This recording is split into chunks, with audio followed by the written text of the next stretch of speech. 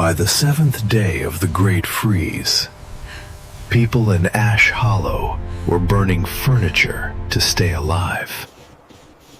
Not wood, not logs, what they had left.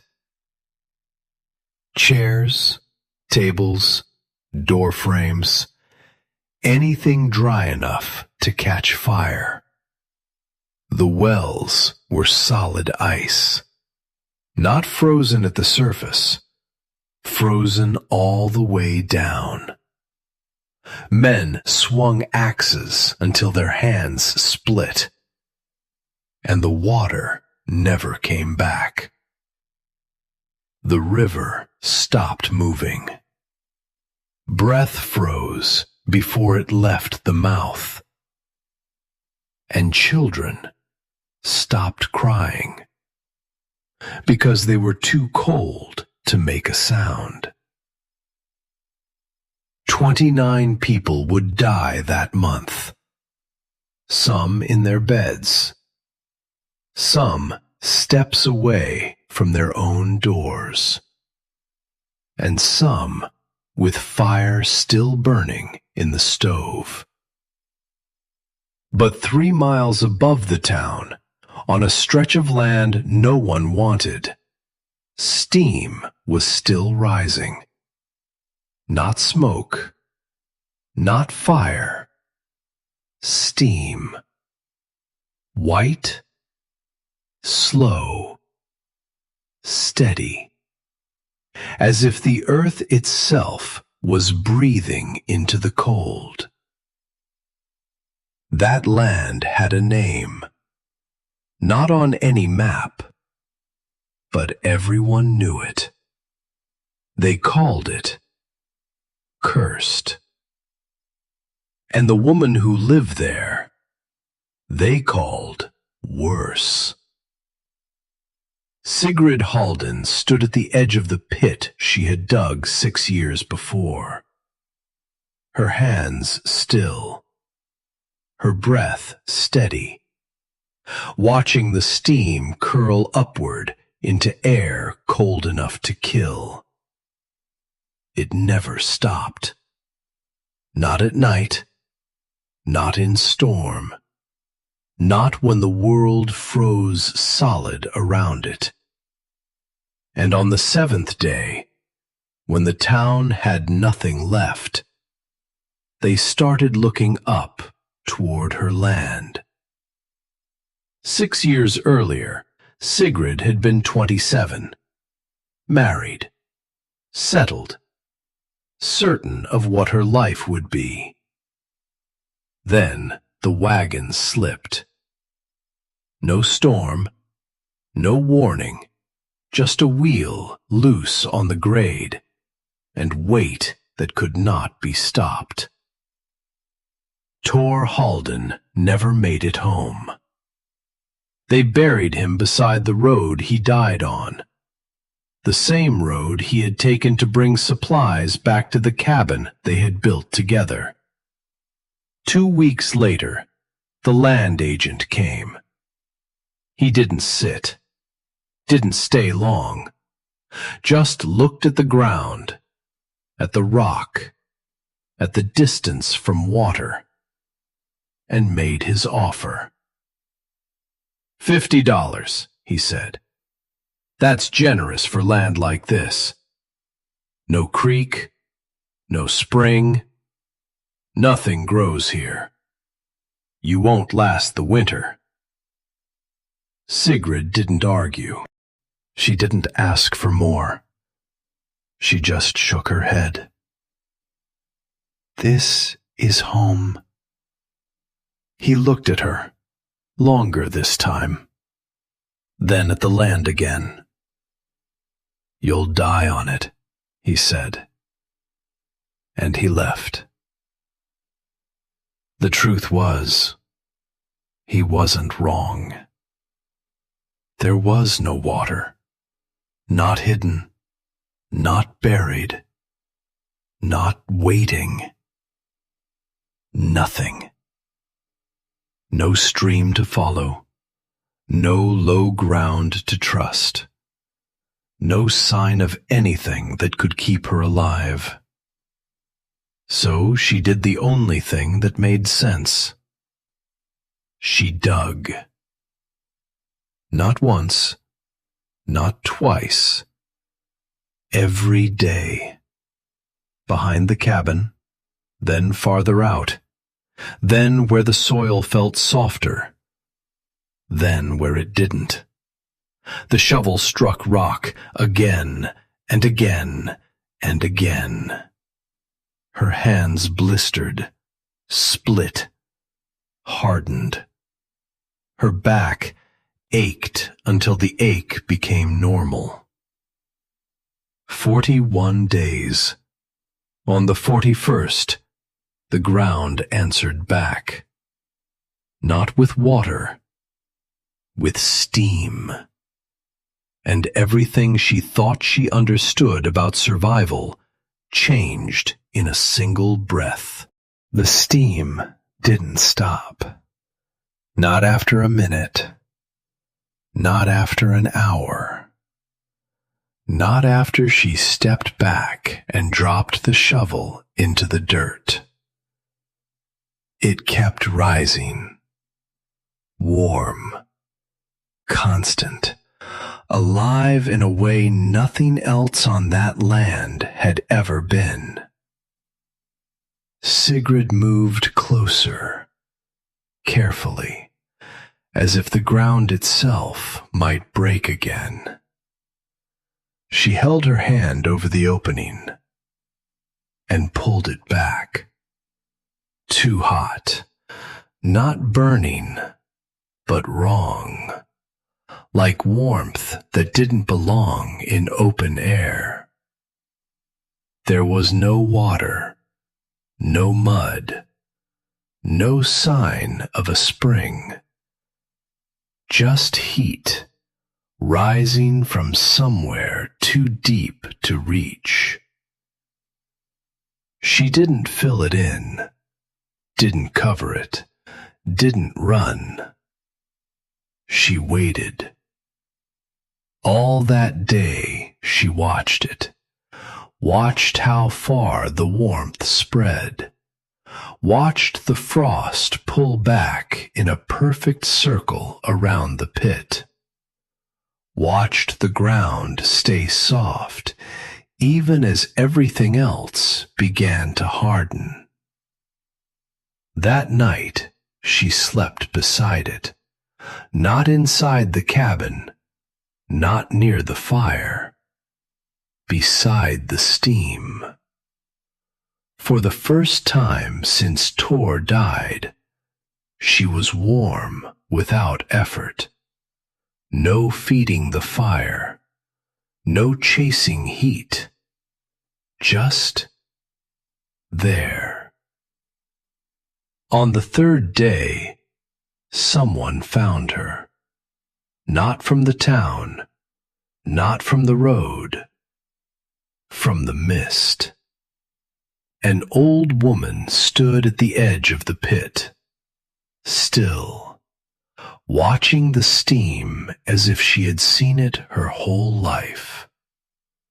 Sigrid didn't hear her approach, only noticed when she spoke. "You opened it." The voice was calm, certain, not surprised. Sigrid turned. The woman's hair was white, not from age alone, but from time, from years that had settled into her skin like dust into stone. Opened what? The old woman stepped closer, held her hand over the steam, didn't pull it back. One of the breathing places. Sigrid frowned. Breathing? The earth breathes, the woman said. Not everywhere, only where it remembers. where the heat below finds a way up. Sigrid looked back at the pit, at the steady vapor rising without end. "This isn't water," she said. "No, it's better." The old woman lowered herself to the ground, comfortable there, as if she had done it 100 times. "Deep below," she said, "the earth is still hot. Hot like it was when it was new. That heat rises through cracks, through faults, through places like this. It never stops. Winter cannot touch it." Sigrid said nothing, because she already knew that part. She had felt it. "Can it be used?" The old woman smiled, not wide, just enough. "You can use anything the earth gives you, but not everyone will understand." Sigrid didn't look at her. She didn't need to. She already knew what the town would say. "They'll see the steam," the woman continued, "and they will be afraid. They will call it evil, and they will call you the same."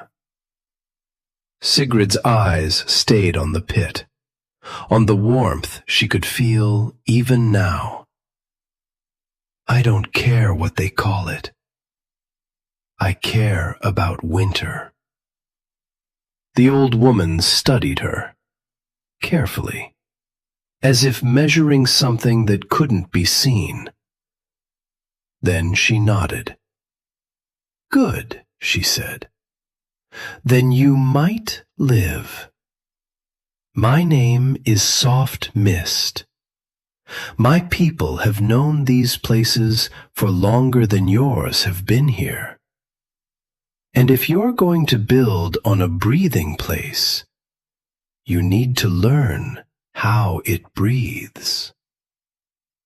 Sigrid picked up the shovel again, not to dig for water anymore, but to understand what she had found.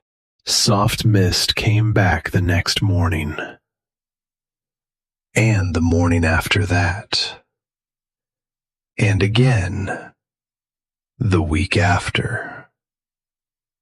Not often, but enough. Enough to teach. She didn't bring tools, didn't bring supplies. She brought attention. "Watch the ground," she said, "not just the steam. Where it melts first, where it never freezes. That's where the earth is speaking." Sigrid learned to see it, the small things, the places where snow thinned, where plants grew when nothing else did, where the ground stayed soft even when frost took everything else. She learned there wasn't just one vent. There were many, some weak, some strong, some hidden, waiting. They started with the main pit, the one she had opened. Soft Mist watched as Sigrid widened it, carefully, not too fast, not too deep. "Let it breathe," she said. "Don't trap it. Guide it." So Sigrid did. She cut a narrow channel from the pit, leading toward the cabin. Not straight, not forced. Just enough for the steam to follow. She hollowed out logs, split them, sanded the inside smooth, then sealed them with clay and ash. The steam rose into them naturally, didn't need pushing, didn't need forcing. It wanted to rise. All she had to do was give it a path. Inside the cabin, she lifted sections of the floor, cut grates from scrap wood, placed them carefully above where the steam would arrive. At first, it felt strange. Warm air rising from beneath her feet. No fire, no smoke, just heat, steady and silent. She stopped burning wood every night, then every other day, then only when she cooked. Outside, people noticed, not the system, not the channels, the steam. Sigrid didn't stop. She found a second vent, smaller, quieter, hidden beneath a patch of ground that never froze. She built her cellar there, dug it deeper, lined it with stone, covered it with wood. The temperature never changed, not day, not night, not season. Cool, but never cold. Warm, but never hot. Food didn't freeze, didn't rot, didn't spoil. It stayed. Then she built a pool. Not large, just enough. She lined it with flat stone, let the warm water collect. It never froze, not once. She bathed in the middle of winter, while the world around her cracked with cold. She built a small shelter for her animals, ran warm water into their trough, watched them drink, even when other livestock froze where they stood. Then, the greenhouse. It wasn't planned, not at first, just a frame, scrap wood, pieces of glass, set over a warm patch of ground. By January, she had green leaves, while the town had nothing left but salt and bone. And the steam was still rising. Reverend Abel Crow saw it in late autumn, from the road, from a distance, white columns against cold sky. He didn't ask, didn't observe, didn't measure. He decided. Hell's breath, he said the following Sunday. The widow Halden has opened a wound in the earth. That steam, you see, is not natural. It is not a gift. It is a warning. The people listened because they had seen it, because they didn't understand it, and because fear is easier than learning.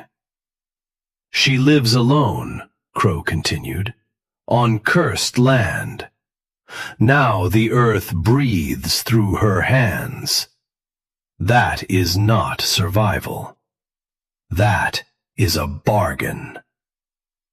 The word spread, not slowly, quickly, like fire in dry grass. Witch, devil's bride, cursed woman. Merchants stopped selling to her. Children were pulled away when she walked past. Voices dropped when she entered a room or disappeared before she could. Sigrid said nothing. She kept building, kept learning, kept shaping the heat that came from below, because the earth didn't care what they called it. And when winter came, neither would she. The freeze came without warning, not as a storm, not as a gradual cold. It dropped like a door slamming shut. One day, water flowed. The next, it didn't. The temperature fell faster than anyone had ever seen. 40 degrees overnight. Then more. Then more. By morning, the world was locked in place. Wells froze. Not just the surface, the entire shaft. Axes bounced off solid ice. Rivers stopped. Silent. Still. As if time itself had frozen inside them. The air hurt. Not cold. Sharp. Like breathing something that didn't belong inside a body. At first, people did what they always did. They burned more wood. Then more. Then everything. Fences, tools, empty sheds, bed frames, doors, anything that would catch fire. But the fire didn't hold. It rose. It vanished. It left. And the cold stayed. By the third day, children were dying. Not loudly, not suddenly. Quietly, slipping away in rooms that never warmed. Then the elderly. Then the sick. Then anyone who ran out of fuel or strength.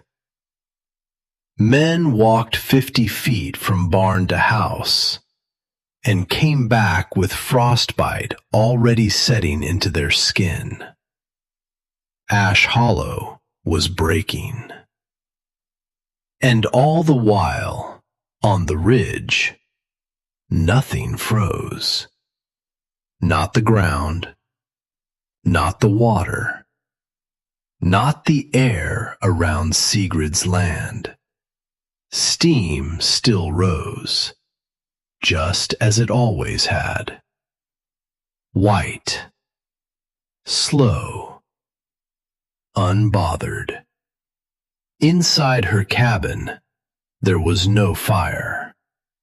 Not burning, not roaring, not fighting. Just warmth. Rising from the floor, moving through the air, settling into the walls. The heat did not leave, because it had nowhere to go. Her water never froze. Her animals drank without breaking ice. Her greenhouse stayed green. Leaves growing while the world outside turned to stone. She did not burn more. She did not work harder. She had already done the work before winter began.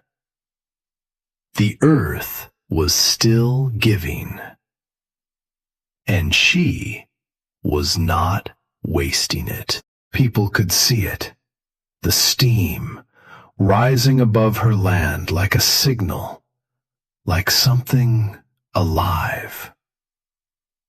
They didn't understand it, but they saw it.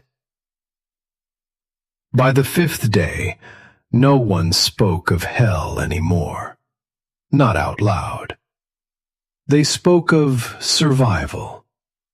By the 6th day, they started watching the ridge, and by the 7th, they made a decision no one thought they would ever make. They would go to the cursed land, to the woman they had named the Devil's Bride, because the cold was killing them, and she was the only one still warm. They came on the 7th day. Not all at once, not as a crowd, as a line. One family, then another, then more, until the road to the ridge was marked by footprints cut deep into frozen snow. Reverend Abel Crow walked at the front, his coat stiff with frost, his beard white with ice. The man who had named it Hell's Breath, now climbing toward it because he had no other choice. No one spoke. Not on the way up. Not when they reached the edge of her land. They could feel it. Before they stepped closer, they could feel the change. The air, softer, warmer. Not much, but enough to notice. The ground was not frozen. Their boots did not ring against ice. They sank slightly into earth that still lived. And the steam rose around them, not violent, not wild, just there, like breath in cold air, only warmer. Sigrid was waiting, not at the door, not inside, at the pit, the place they had feared. She didn't speak first. She didn't need to.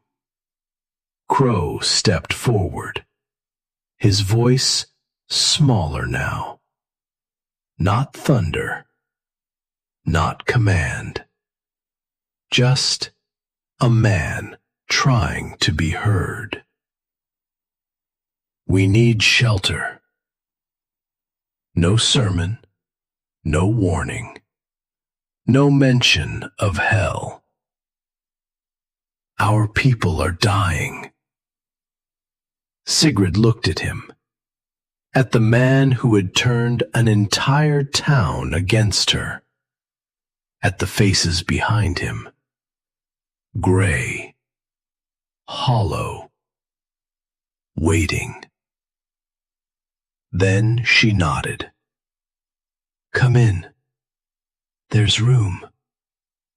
They moved first, slowly, carefully, as if the ground might reject them. Then faster, when they felt it, the warmth. Not fire, not smoke, not heat that burned, but heat that stayed. It rose through the ground, through the air, into their hands, their faces, their bones. Children stopped shivering. Not all at once, but enough. Enough to breathe. They crowded into the cabin, into the chamber she had built around the vent, into the place they had called cursed. And they lived. 16 days. That was how long the freeze held.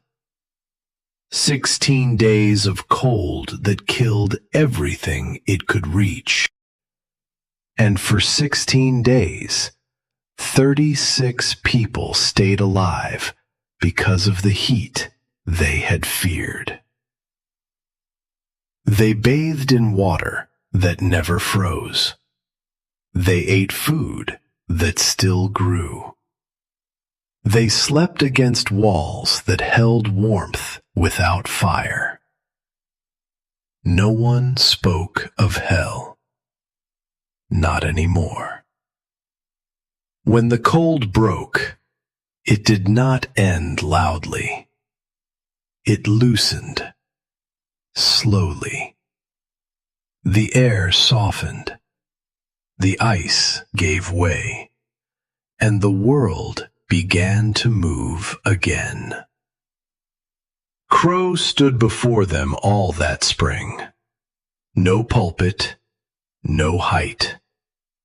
Just a man with nothing left to hide behind. I called it evil. I called it hell. I was wrong. He looked at Sigrid, not above her, not past her, at her. Evil does not save the people who hate it. Sigrid didn't answer right away. She looked at the steam, still rising, just as it had on the first day.